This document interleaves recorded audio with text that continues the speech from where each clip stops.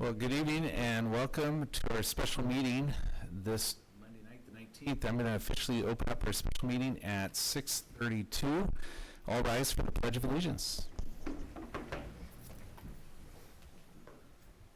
I pledge allegiance to the flag of the United States of America and to the republic for which it stands, one nation, under God, indivisible, with liberty and justice for all. Well, again, I want to welcome everybody and thank you for being here for our special meeting. On the agenda, next up on the agenda is public comment. And so if you're here and intended to do public comment, you would want to sign up right now, and you still can. Public comment, you have 3 minutes to address the mayor. And then we take notes. And so we have one person signed up for public comment, yes? Yes, Paul Chorostecki? Yeah. All right, well, welcome, Paul. If you want to make your way up to the podium there, if you can see that. Great, thank you.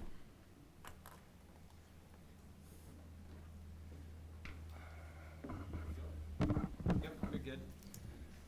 How you doing, Sam? Great, thank you. Good to see you.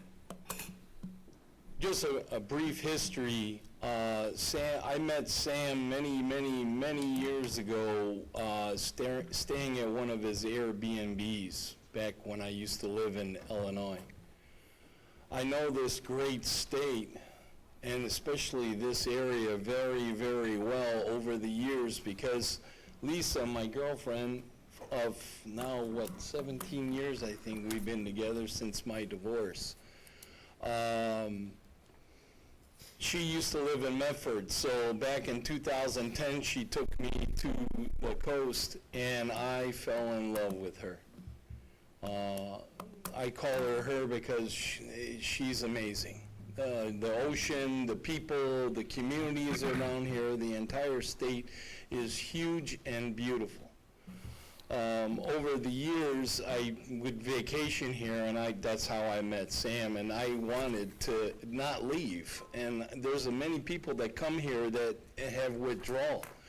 And if you follow on Facebook and some of the groups, people, I understand when they say, I'm so sad, I'm depressed.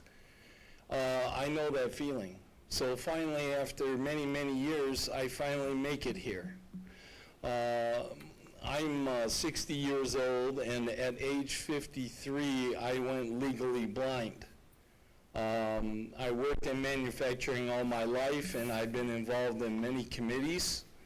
My left eye was pretty much blind at the birth. I was diagnosed with glaucoma at birth. The right eye, I had some functionality enough to drive and raise 2 kids, get married, all that stuff, and be married for 20 years, and then ended up, unfortunately, having a divorce. When Lisa introduced me here to this place and I fell in love, I finally, with me becoming legally blind, I had too many surgeries and went to the well too many times, and I ended up becoming what you call legally blind. When I came here, all those years that I worked, I never needed any service at all. I managed to go in my entire life, whatever, having to ride into an ambulance. So I want to briefly just give you a little history, and now I'll get to my point. I understand that we have somewhat of a crisis here, and Sam is our leader, and he is an amazing person. I've known him for years. I've watched everything online here. It is amazing. You have no idea what we have here, because where I came from, the village would fight, argue. There are sometimes the police had to come to break things up. It wasn't a good situation. So coming here and seeing how everything was going so great, and then all of a sudden now we have a problem, as a community we need to come together and solve this problem. And I understand the council tried to do something with taxes, and no one likes taxes, But I'll tell you what, I came from the most second corrupted state in taxes, and that is Paul? the state of Illinois. Hey, Paul, Yes, sir. the 3-minute timer has gone by. Oh, Would you- okay. Would you be able to wrap it up in about 45 seconds? Yes, sir, yes, Okay. sir. Thank you. All those years that I never used EMT, when I came here 2 years ago and bought a home, and I'm in Coquille in unincorporated Riverton, it's so beautiful there. Not 6 months go by that I needed EMT services, not once, not twice, but 3 times. So a lot of times when you look at EMT, you think, oh, maybe I don't need it, and I can't afford to help. It can happen to anybody. It can happen to you, Sam. Any given moment, any situation. So I'm here to pray for all of us to come to a solution so that we do not lose this EMT service. And I thank Great. you and applaud Great. the first responders. Great, thank you, Paul. Thank you. Thank you for Oh, by sharing. the way, I'm the Thank guy you. that fell in the river 2 years ago, in case Yeah. you're wondering. Yeah, I remember. Yeah, thanks for sharing a little bit of your story. Thank you. Thank you, thank you. Thank you, Paul. And did anybody else sign up? All right, great. We are going to move on our agenda then. All right, number 4, agenda item number 4, consider resolution 06-2025, sale of Jefferson School property. Mr. Norberg. Thank you, Mr. Mayor, councilors. Happy to bring this item forth to the council this evening. As you know, we have been working for a number of years on the Jefferson School property site, including demolition of the old building, a bunch of engineering, a bunch of things like that. We issued an RFP for a developer for the project, and we got one, which is Northridge Enterprises LLC. They're committed to building 11 single-family homes on the property, and in good faith and best efforts, more than families living and working locally. So we agreed, in order to help the project be more affordable, that we would sell them the property for $10 and do another consideration. And so my recommendation this evening, believe, is that the council adopt resolution 06-2025 and approve the city manager enter a real estate transaction for the sale of Jefferson School property in Northridge Enterprise LLC for not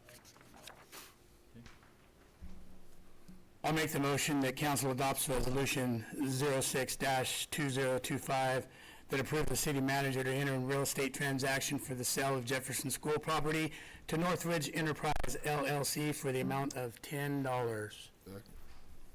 right, motion by Councilor Marshall, seconded by Councilor Cooper. Any discussion?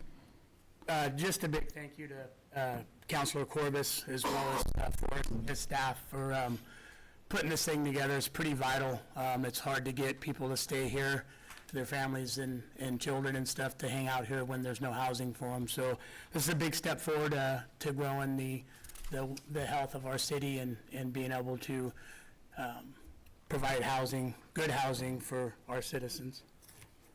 I just want to echo that as well. A shout out to Haley Sheldon, our planning, and Mr. Denning, our public works director. They did a ton of work, and our commissioners, our planning commissioners, and so they did a lot of work on this project as well. Any other discussion? Where did you come up on, Mr. Neuberg, on your fiscal impact? I see nothing in the resolution that says that they're planning on building 11 $425,000 homes. Where did you come up with that number? That number is in their proposal on their RFP response that they provided to us. They Okay. showed us the plans for that home, and we will certainly be that, plus. Okay, And that includes a small little park area too. right. Right, right. And then we're still getting the 11 system development fees. We're not discounting that at all? Well, I actually think I will be recommending to council that we exchange those for the paving of West 17th Place. Does the math pencil out? It does. And for us to do that job, they'll be paving already. So it is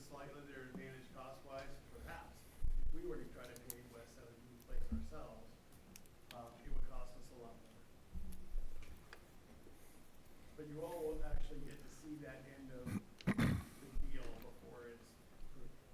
We're not asking you to do that tonight, that will actually be at the next council meeting, I believe. So we'll have some cost, we go the cost estimates on the construction, we'll bring you the SDC offset, and let you all see that, and that's totally up to your discretion. Okay, thank you. Any other discussion?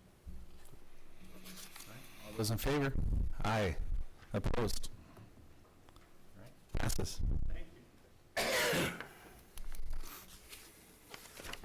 All right, next up is item number 5, acceptance of bids for IT services. I'm going to go ahead and jump right out and make a motion to approve or to accept the bids by IT service from Systech and Integotech.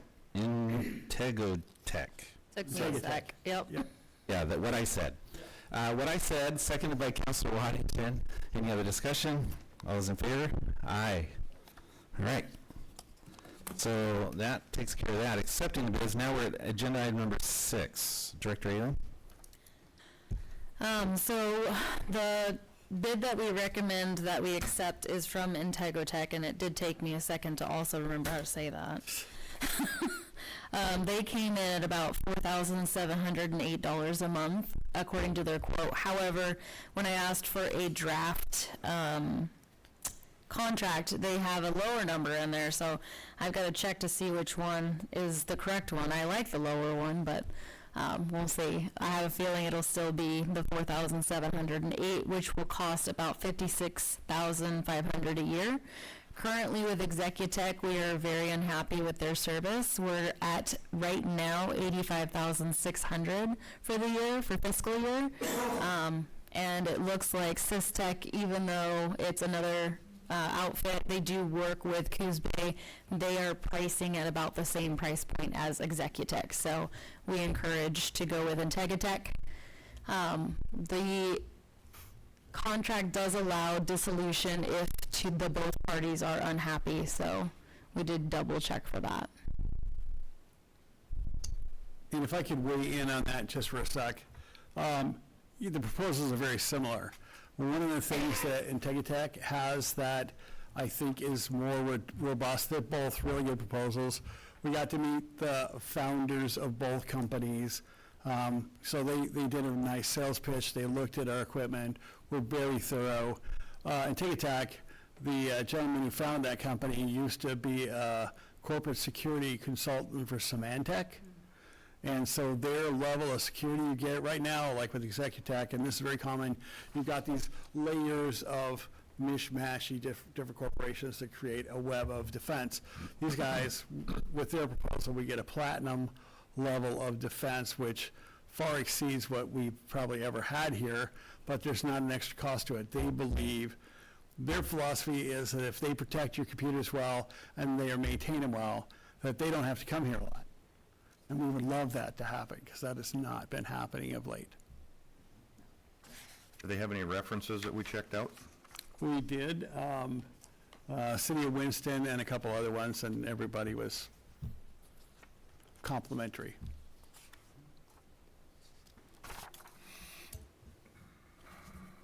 Ready.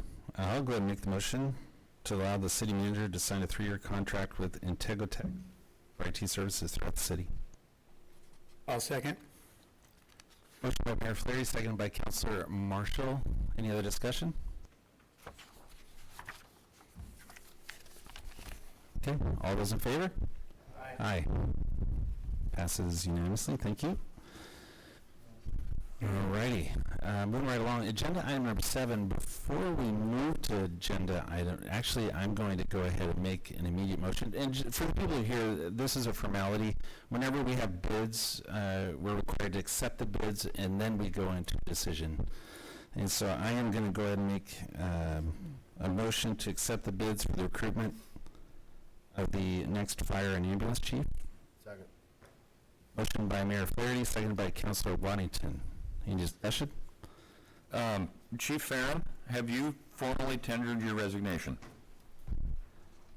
Yes, I've never seen it, so this came out of the blue to me. That's the only reason that I'm against this. Thank you for your service. Yeah, and I was going to save comment before our next agenda item as well, so Yeah. Well, we have one more on it, so. Any other discussion? All those in favor? Aye. Opposed? Okay. Opposed? Aye. Thank you. I wanted to, before we jump to this next agenda item, I wanted to thank Chief Farron, 15 years of service, correct? Coming up on 15 years of service for our city, starting as a volunteer and climbing through the ranks and having become our fire chief. So Chief Farron, I don't like it either.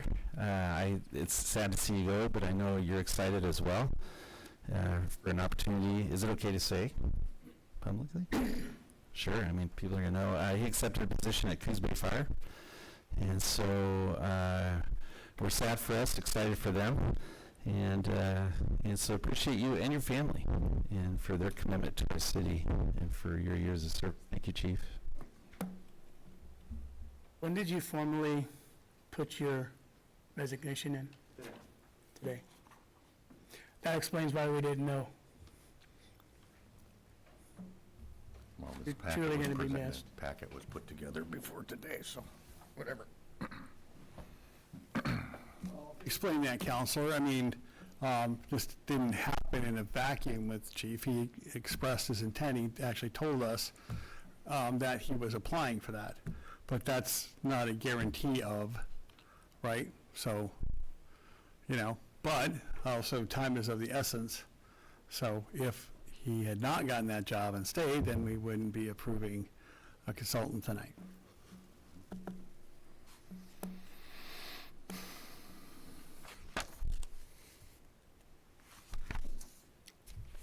With that, we can certainly have more conversation, but Mr. Norberg, agenda item number 8 is consideration of a contract for recruit.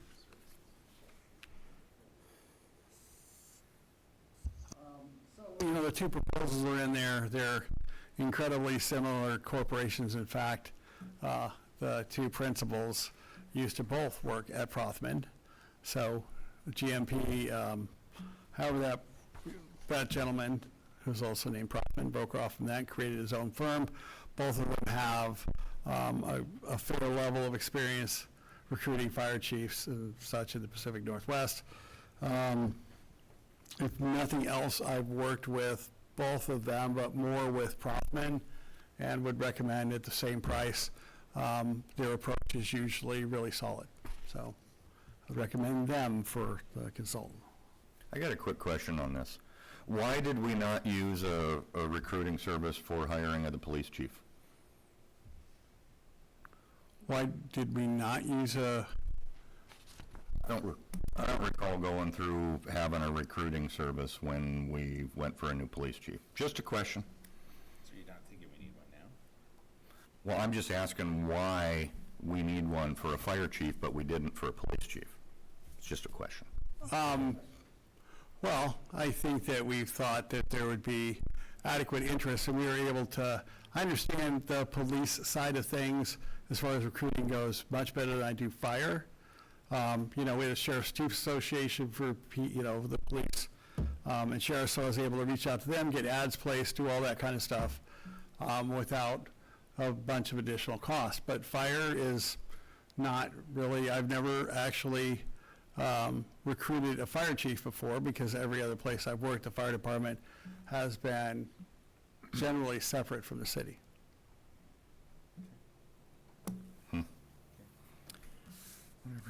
But I will also say that with the help of Chief Farron and Zach Latimer and other members of staff, most of the work, the testing and such, will be done in-house. So we'll have in-house interview panels, meet and greets, those kind of things, that will all facilitate that.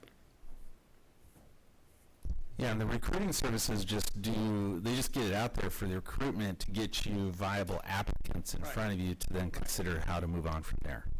Again, why didn't we do that for police chief? No offense, chief. I'm not taking a shot at you. It just baffles me why we need this service for a fire chief, but we didn't for a police chief. Well, I would say because... I'm just stating my opinion. It is what it is. Well, I will say, Counselor, that in my career, I've recruited 5 police chiefs. So I'm very familiar with it, and I've done it with the recruiters, learned from them, know how to do it, know the ins and outs of that. Fire chief, not so much. So that would be the differential there. But there's not the same kind of core agencies to draw from help? As far as getting the word out there,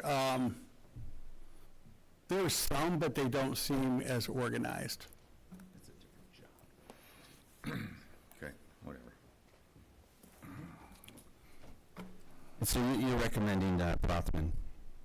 That's correct. I'm going to go ahead and make a motion to approve city manager to enter a contract with Rothman for the recruiting of the new city, for the new city of Coquille Fire Chief.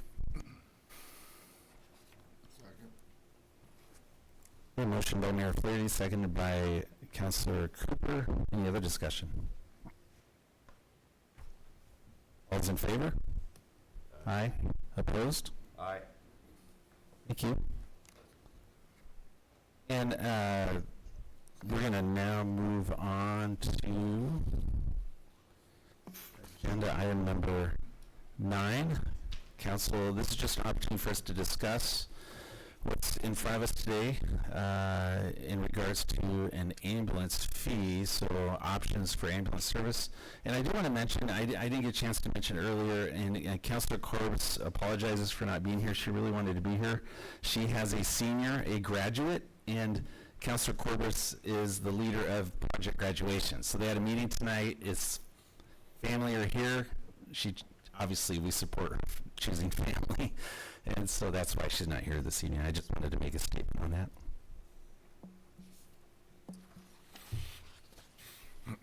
Mr. Norberg, anything you wanted to add to the discussion? I know we have the packets here, and this has been an ongoing discussion. Not particularly. I think Ms. Ailing did a nice job with the summary memo for this packet. The issue has not changed since we've been discussing it for many months here. This is kind of the last shot, if you will, of opportunity to save the ambulance service as we know it. Yeah, it's been a tough season for sure, for all of us, for the entire city. And just for people who might be listening in, the packets will be available online, yes, and so they'll be able to see what was provided in the packet. Is a tentative timeline, and so what is in front of us is it an actual resolution? It is. It's a resolution that sunsets after a little over 2 years, so November of 2027. And so I know I was pretty adamant about having some kind of time frame that motivated us to find some kind of solutions. We owe that to our city and our taxpayers. And just to alert everybody as well, during Budget Committee, I think that was 2 weeks ago, the Budget Committee, which is comprised of city councilors as Budget Committee members and citizens, adopted the draft, and within that draft of the budget was this proposed fee to help balance and help pay and support the ambulance. So we all know that, we've been working this, but it's just my way of informing the public. Any other questions, comments? Forrest, was there anything that came out of the Rural Fire Board meeting? Were you able to get with President Hutchinson? Yeah, so we had a really good meeting discussing, potential future, perhaps mergers of fire service would involve the ambulance as well. And what I'd say on that, he is super well informed. I got some good numbers from him. They got some numbers from us. So there's some discussions. He said he would talk with his board more later this month, I believe. And then if they're in favor of exploring this more, then we would, explore it some more. So, the basic timeline that Michelle provided for you this evening, that's one pathway. Certainly the merging of services is another pathway. So, you know, I think that there are other opportunities and stuff, but we have to have the time to develop that. And that's what this resolution is about, basically. You know, there might be some great solution here that we haven't discovered yet, but I was very encouraged by our discussion, for sure. Yeah, thank you. So when did we start to notice that our ambulance was in a decline? In 2015, Counselor? So in 2015, what did we do to avoid what we have to deal with right now? Well, not much. There were a number of options that were presented to the council at that time in a special meeting, including a tax levy, you know, a formation of a district. At the end of the day, they talked about doing a $2 ambulance fee, and somehow that morphed eventually to become a $1 ambulance fee, which was woefully inadequate. You know, $1, wow. And I know nobody likes fees or anything, but, you know, yield $25,000 a year, that wasn't covering the shortfall. So in the subsequent times, we kept band-aiding it with, oh, we'll use some timber revenue here, we'll use some general fund here, and all those things. In the meantime, the cost of providing the ambulance service increased kind of exponentially. I mean, the number of calls that they have to deal with and all these things just went up and up and up, but the revenue base, you know, it went up some, but, you know, that's all restricted. So really, at that time, not a whole lot. And so now, how many years later? Quite a few years later, now the burden's going to be pushed again back on our constituents. I understand the whole entire thing. Our EMS people that safeguard our lives and property and fire, awesome people. Won't find finer people on the planet. I just feel bad to them that our city let them down, and we should be ashamed of ourselves. Whether it's prior, if you did it prior before you knew there was a shortfall.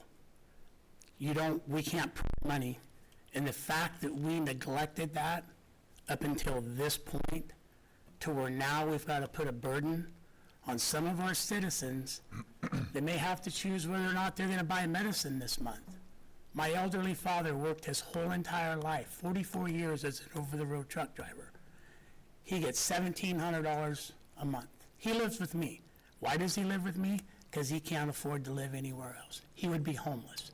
Right. Now we're going to ask, because our city, one, didn't care then, didn't want to do anything for our citizens, and now we're going to potentially ask them to cough up another $25 a month on top of a water bill that we're already taxing, and we're going to put that burden on there. As a counselor, it's hard for me to get behind that, and I feel horrible for the people that their lives and their families depend on our ambulance service continuing. But where do we go from here? What do we do in 2 years?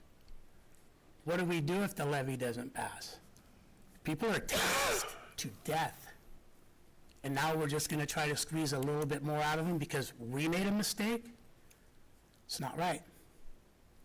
It is not right. That's all I have to say. I will not support it.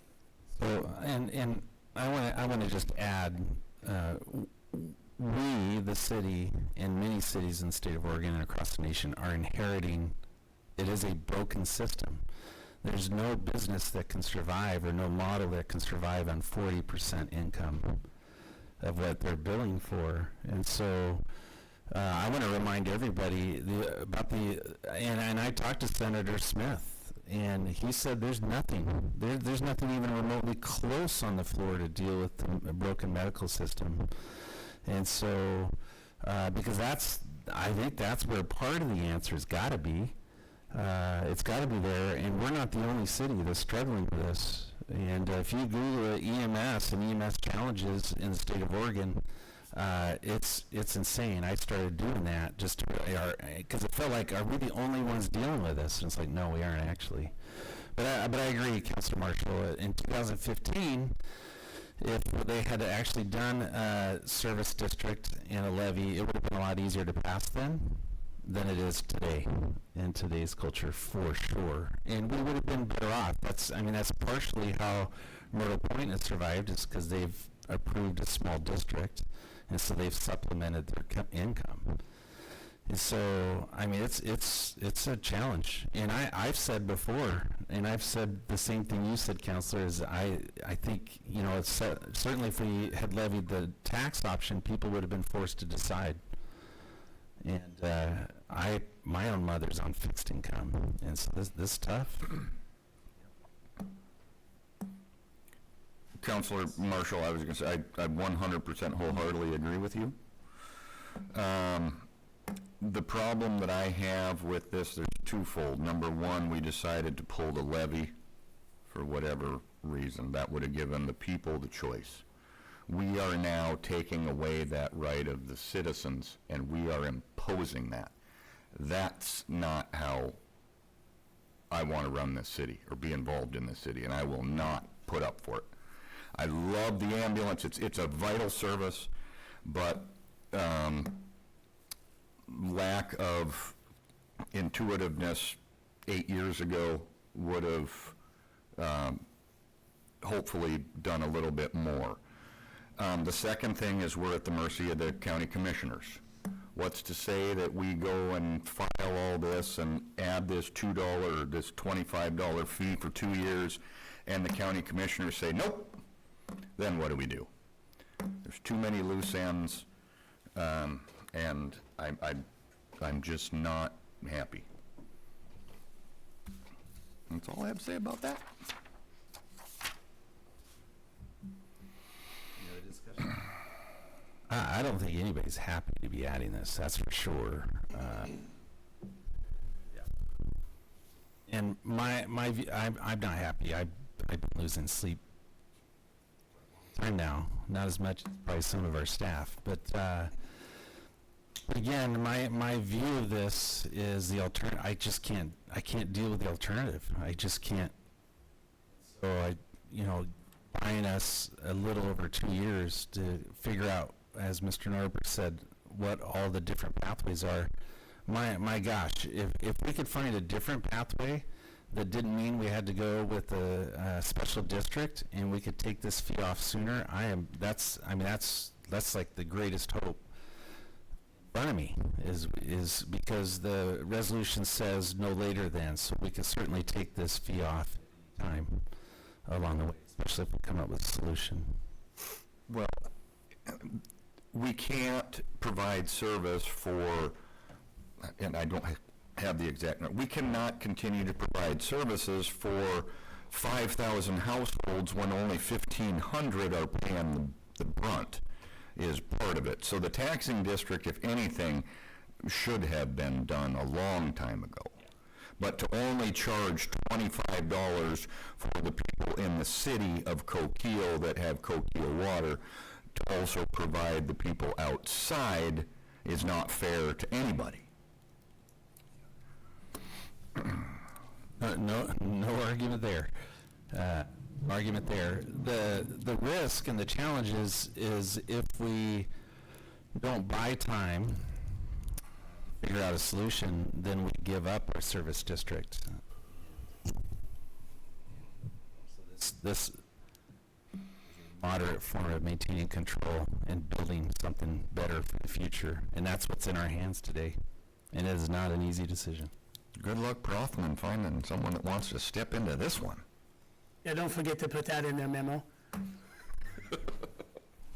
Sorry, it's not funny. And it is, it's rough because, we've got the lives of our citizens and the services that our wonderful medics provide. Unfortunately, I was at another city, was a member. I'd done this business for over 25 years as a medic and a firefighter. We ended up having to give our stuff to CalWAR just because of the simple fact and a lot of it is legislative stuff, just for people that don't understand it quite right. Our ambulance can bill a basic life support transport to Bay Area. They can bill it out $1,800. The person's insurance company, whether it be the federal insurance company, they say, well, we're gonna pay this. That's what they have. So you create a deficit. As everybody knows, when you're in a big business and you're making a lot of capital, you got a lot of money, you need write-offs. As a commercial fisherman, I had to lose 100 crab pots a year. Just either that, or I had to buy a truck, or you had to do something. So that's how people say, well, how does Bay Cities and these other people get away with it? And why can't this little place survive? Well, it's just because of that. They've got the other ambulances that are running, they can do a loss. Another one, Dollar General. Do you actually think Dollar General is making a profit in Myrtle Point? Absolutely not. But that is a multi-trillion-dollar company, and they need tax write-offs. So they show that that's a write-off. We're losing money here. We lost $250,000 at this store. We lost $500,000 at this store. That's how business works. And unfortunately, because we didn't take care of business, and I say we as our city, this is the consequences of not taking care of business, unfortunately. And it's awful that we're here at this point in time.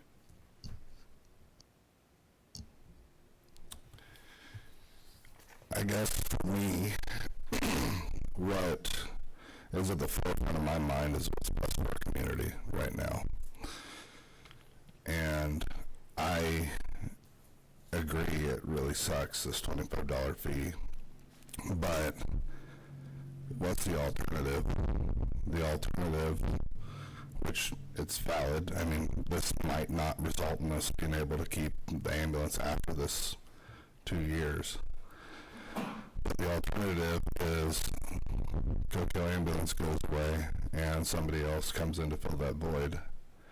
And it's not scare tactics, it's just facts, is that if Bay City's ambulance is the one that gets it, which more likely than not they will, if the ambulance is up north. Yeah, but I'm just saying, so they have a shop here in Coquille with an ambulance or two, and we have a major weather incident, hail, storm. You have a crash in Lakeside, you have a crash in Hauser, you have a crash in Millington, you have a crash up there at the, just north of Bandon, up on the peak. And all those ambulances are tied up. Our ambulances go Float Central. They're going to be sitting in Bunker Hill. Happens to Bandon all the time. Bandon has Bay City's ambulance in town, and they have to wait 30 minutes for their ambulance to show up from Bunker Hill. It's not anything, negligent by the company. They have to serve their whole base. That Bandon ambulance becomes the entire county's ambulance sitting there in Bunker Hill. And if something else happens up north, that ambulance goes north. Then there's no ambulance in Bandon. Well, I would hope that if that is an option, or we have to go to that before we would sign any contract with any ambulance service, that would be something that we wouldn't have to worry about. I've seen it here. Our ambulances are gone, Myrtle Point's gone, and I've seen an ambulance, that same one staged at halfway to Bandon, come here to do transports. I understand that, but what's the delay?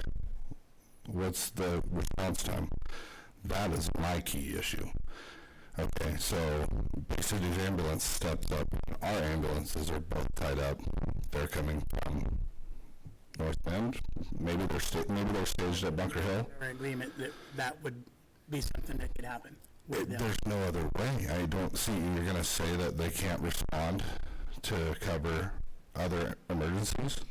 It's the same thing. I mean, the sheriff's office, if we were to contract with them, I know they're upset for me saying it, but it's the reality, I lived it.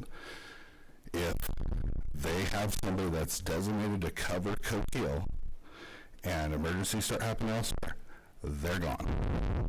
If, You have Coquille PD that is in our city limits, and stuff that's happening elsewhere, unless it's a school shooting, or unless it's something where officers are being shot at, they're staying in our city limits and they're serving our people. but that's and- on one side of the picture. Little Point ambulance gets the service. There's still gonna be a delay. Unless You have an ambulance sitting right here. So I'm saying, when we do that's this, a better option. you guys have already discussed, like we discussed earlier, if this goes away, did you guys have conversations with Bay Cities Ambulance and Little Point Ambulance? And would we enter into a contract that says we may have to wait a half hour to 45 minutes for an ambulance to respond? Well, we really, Counselor, after that kind of faux pas on the part of Bay Cities, I have not discussed anything with them since then. We have had a discussion with Myrtle Point, you know, about how they would try to run it here if they had Coquille, including having an ambulance at the fire hall here. So that's a better approach. It is complicated by their health district, right? So I'm not sure how all that shakes out. You know, and how would their health district customers, taxpayers, feel about, you know, an ambulance being here? Well, you know, there would probably be some arrangements to pay them something. So, I mean, we started those conversations. It was pretty good. You know, the devil's in the details of these agreements. You know, and then there's the ASCA committee, if you want to call it. I don't know what the correct title of it is. But, you know, they all have input on it. So you basically got Myrtle, ourselves, the county commissioners, and Bay Cities. And so they would all meet and have this confab about what might happen. And in my view, this is, I'm wanting to support our community by providing uninterrupted service. And I know it sounds awful, but if that means a $25 fee, because we have to build and create time for those conversations to take place so that we can advocate and work with all of those partners to make sure we're doing the best for our city. And if it means we can get our district and keep our ambulance, obviously we're all wanting that. But if we can't, it is again buying us time to make sure that's done correctly and we have uninterrupted service of our ambulance. I want to say I absolutely hate the fact of more taxes, more fees, and I totally understand the fixed income part of this, but the reality of the matter is that a majority of the people that are on the fixed income are going to be the ones that are going to be the most often the customers. If you have Big Cities Ambulance that takes over instead of us, they can put liens against your house. They can put liens against your vehicles. They can charge you more for this. They can go after the patient for all the things that insurance doesn't cover. So I think budgeting for a $25 fee is a lot easier than trying to fight legally to keep your house. We have a retirement community here that has a lot of calls for service.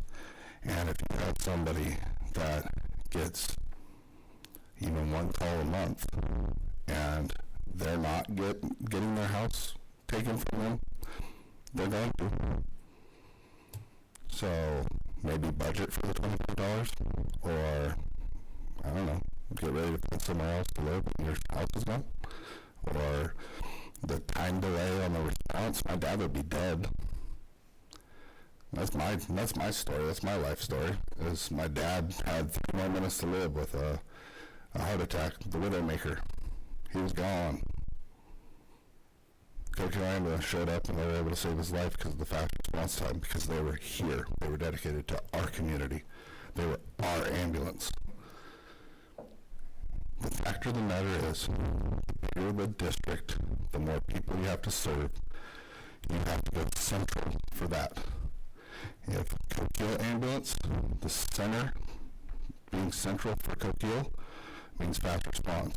If it's Myrtle Point, that's a bigger district, there's gonna be more delays. That's best case scenario. If you got Citizens Ambulance, that's huge. Their center, Bunker Hill. If that ambulance is coming from Bunker Hill, I wouldn't have my dad.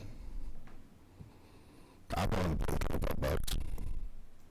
And I think everyone in this town has somebody they're willing to pay that $25 a month for 2 years, temporary. It's a set amount. It's not a gamble. There's not that one person that's going to get hit with 3 times, 4 times in 6 months. Now you don't have a car. Now you don't have a house. Now you're looking for somewhere else to go. There's laws that protect that. They can't, I mean, that, it sounds good, but there's laws that protect our people from that, especially our elder. I know someone that works for one of those agencies, and they're not gonna come and do that. They can't. You cannot take an elderly person and kick them onto the streets and take their house because they owe an ambulance bill. Absolutely not. There are laws that protect our seniors. This ain't Russia. It's America. They can't do that. $25 a month is cheaper than any medical bill that I've ever seen. The predicament that we've been put in, John, is that people kick the can in this city. Some of the people that are still in this room right now. I've been here for 3 years, and I just learned about this 4 or 5 months ago. So on my watch, this ambulance company was losing money by the tens of thousands. We weren't told, so we couldn't make a decision. Now we're forced to make a very difficult decision with limited information on what's going to happen if we do or if we don't. So to put that in perspective too, we thought that we had some more time to deal with this and to get all of the items aligned, and then there was this budget issue, at which time this doesn't have any more time. So it expedited us having to deal with it. Yeah, I get it. Well, we actually started talking about this 3 years ago. So this topic came up regularly in budget committee meetings. And the reason why I did is because we were spending capital funds to help fund ambulances, and we were openly discussing the challenges of funding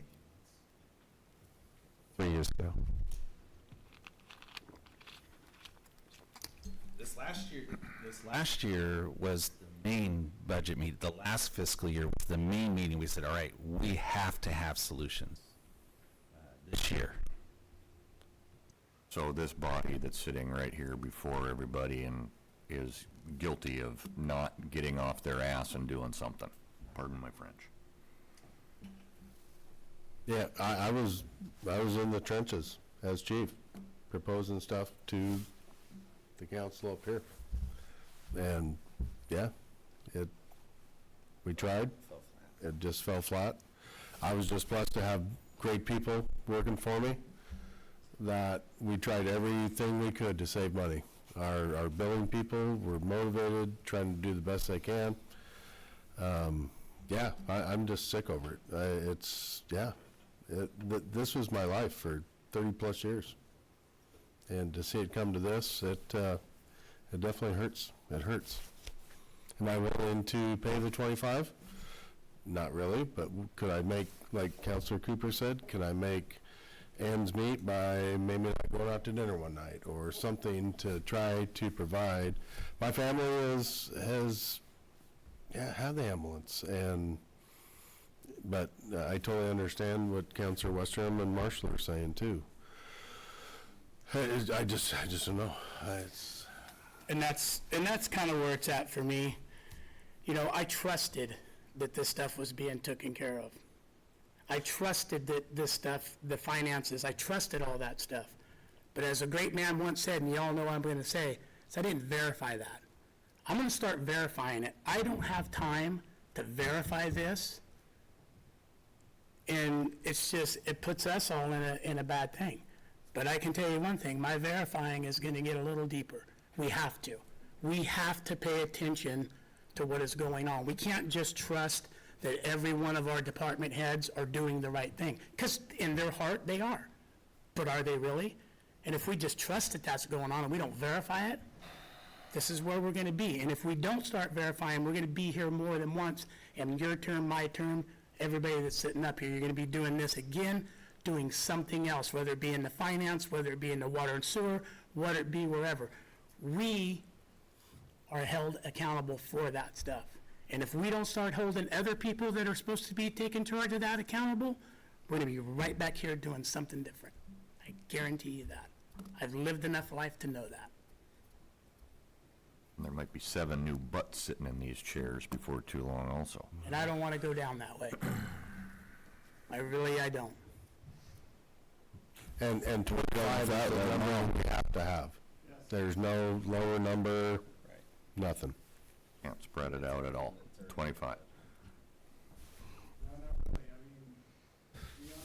Tried everything we could do, and we hoped that it would be lower, but, you know, part of the issue is compression, right, of other taxes and fees, and then we started looking at, like, how much do we actually need based upon our past revenues? And, I mean, this is a bottom line number, this is squinchy, but it gives us an opportunity. I mean, I can't say from a staff perspective that we're happy about this at all. And, it is highly unfortunate that it got to this point. It is, and I agree with that. But I think that we can work on some solutions if we can buy a little bit of time. Is it comfortable or happy or any of that stuff? No. No, I have lost hundreds of hours of sleep since last October. Guarantee you that. And, you know, but we can work on it. I think there are some combinations of things that can make this work. I think the opportunity with rural fire is real. Figuring that out, probably in conjunction with Merle and our ambulance service. You know, kind of the plan is that we would go to the ASA group and go, we got a plan. And this is how it's gonna, this is what it looks like. Yeah, Bay Cities is gonna disagree with that, but, you know, we all know that response time saves lives, without a doubt. And we hope to have the proposal that will save the most lives. And, yeah.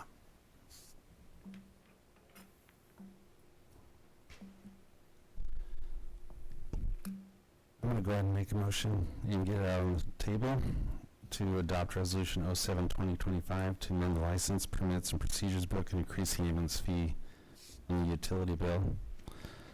And the resolution states a $25 fee that takes an effect, I believe it was July 15th, and expires in mid-November of 2027. Second. Okay, we still have, I'm going to call for more discussion if we still want more, but motion by Mayor Flaherty to adopt Resolution 07-2025, seconded by Councilor Cooper. Any other discussion? I just can't.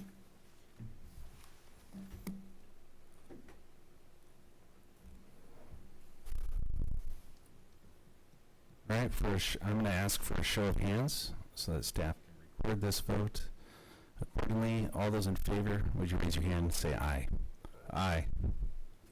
Showing 3 opposed? Aye. Showing 2 opposed. Motion passes. Thank you, councilors.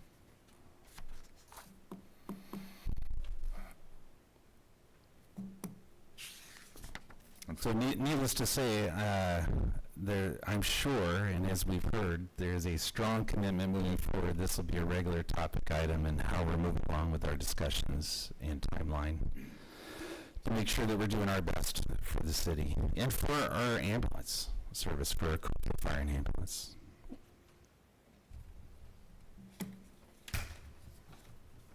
And thank you for you EMTs and our people that are in the audience. We do appreciate you guys, everything you do. So hopefully we can get this mess straightened out and you continue to deliver the awesome services that our community has come to be used to. And so pray for all of us, because it's we're going to need it. We're going to go through a lot of stuff here. So thank you for the council for the good conversation, good, healthy conversation. So with that, you guys got a lot of work to do. And like I said, my commitment to people is I trusted. Didn't work out that great. I'm going to start doing the verification part of it, just so it doesn't hurt to have an extra set of eyes. Not everybody is perfect. Not everybody sees everything the same way. I see things totally different than other people do. Same as well as everybody up here. But I encourage my fellow counselors to verify. Don't just trust that this stuff's getting done and that it's getting done exactly the way it should be. There's no one, and none of our department heads that I know of are unapproachable. I've approached most of them with some difficult conversations, and I got the answers that I need. I got the verification that I need. I got shown papers here, this is how we're doing this. So I encourage you all to get more engaged in our department heads, have those difficult conversations, because that's what our people put us here to do. Just a reminder for everybody, and everybody who's watching online, please be involved. Read these packets and these information. You're always welcome to attend in person. Our council meetings, we have public comment every meeting. And so, and on that note, we're going to move to good of the order for any other items. On our agenda for good of the order, we've been trying to schedule a town hall meeting, and we've been wanting to do that even before all this happened. So I guess I just need to, councilors, I don't know how you want me to do this. If we want to try to schedule it now, we don't have Councilor Corbus here. If I send an email, can I get a date or a couple date options from you so that we can host a town hall meeting? And I think and be partially supported, I think, by staff for that town hall meeting as well. Town hall, you don't want all of us to be together in the same room, because that constitutes a meeting. We can hold it, because it'll be noticed. Yeah, I mean, as long as it's public advertised as a city council meeting, then you can say that no decision of the council will be made at the meeting, but it is a town hall, it's a public meeting. Schedule it for the middle of June, I'll be gone. All right, it sounds like it might be best served. I'm going to send an email out to the councilors. Hopefully we can get a response. I'll be pressing you all for a couple date options. I think the idea would be the sooner the better, for sure, no later than the end of June is what we're hoping for. Okay, so that'll give us a little bit of time to plan. Anything else, councilors, for good of the order?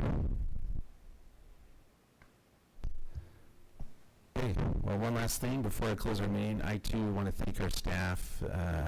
It's been tough. It's been a tough season, and I know it's going to be tough moving ahead, but I'm confident of our team. And again, I just want to close out by saying congratulations, Chief Farron. Hate to see him go, but I know Coos Bay has gotten a great man. And so thank you, Chief, again for your 15 years of service. Appreciate you. Thank you, Chief. Yep, thanks, Chief. I think I got more gray. Did I get more gray hair? You did. Yeah, How that felt. yeah. All right, I'm going to officially close our meeting at 7:30. Thank you all for joining us. Be safe, and we'll see you next time.